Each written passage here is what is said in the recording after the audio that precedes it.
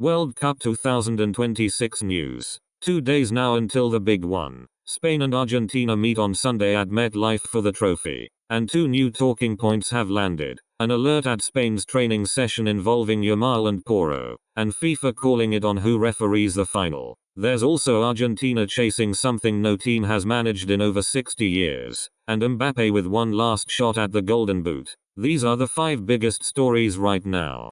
The hottest story comes from the Spanish camp. At Spain's first training session in New Jersey on Thursday, Lamine Yamal and Pedro Porro were seen working away from the rest of the group, and that set off alarm bells 2 days from the final. But take a breath, because Luis de la Fuente himself played it down. On Porro, he said it is muscle overload, and that the fullback will go through another evaluation before the game. On Yamal, he was blunt, nothing serious, and everything looks positive. The kid played the full 90 against France and finished heavily fatigued, carrying knocks. The read here is caution and workload management. Both are expected on the pitch on Sunday.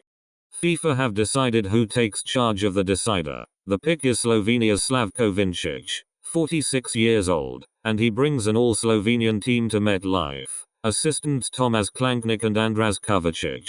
And this is no small name. His CV has the big finals on it. He refereed the 2024 Champions League final between Real Madrid and Borussia Dortmund, and the 2022 Europa League final as well. Now he reaches the highest point there is for a referee, a World Cup final.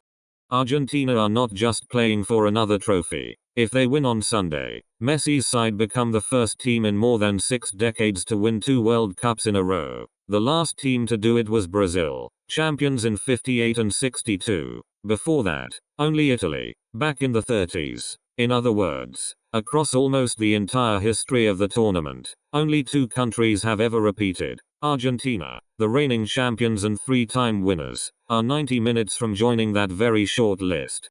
The Golden Boot race has a cruel twist. Mbappé is level with Messi at the top of the scoring charts, both on 8 goals. But the Frenchman plays first, on Saturday, against England, in the 3rd place playoff in Miami. It's his last chance to find the net and go ahead. After that, all he can do is sit and watch, because Messi still has 90 minutes of a final on Sunday to answer. And remember, on the tiebreaker, Messi has the edge thanks to more assists.